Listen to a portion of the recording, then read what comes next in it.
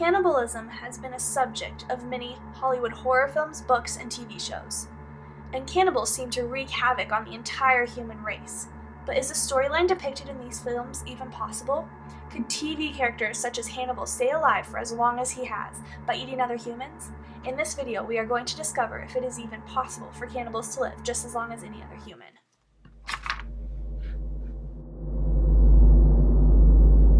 To fully understand what happens to a person's body when they eat another person, we first must understand the process of digestion.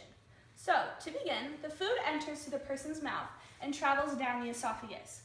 It then reaches the stomach.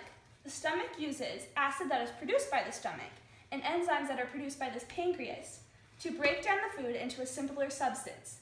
The stomach is essentially the grinder of the food. Then the food passes to the small intestine. The small intestine breaks up the food into waste and into nutrients. The waste then travels through the large intestine and out of the body. The nutrients is then absorbed into the blood and is passed through the entire body.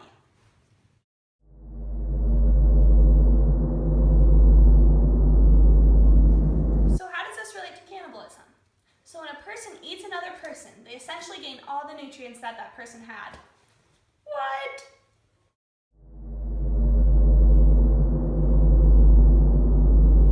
Cannibalism can result in a brain degenerative disorder called Kuru. Kuru affects the cerebellum, which is located at the top of the brainstem and between where the two hemispheres meet. The cerebellum controls motor function and speech. The parts of the cerebellum are the primary fissure, the vermis, the anterior lobe, the posterior lobe, horizontal fissure, and the flocconodular lobe. Kuru infects part of the brain, the cerebellum, by attacking the prions. A prion are peptides or proteins that assume a particular conformation. The prions conform to the Kuru, slowly eating away at the brain. In most cases, one cannot see the symptoms of Kuru until it is too late. For Kuru may not be detected until 10 years after you first obtain it. A similar process to this occurs in mad cow syndrome and Alzheimer's disease.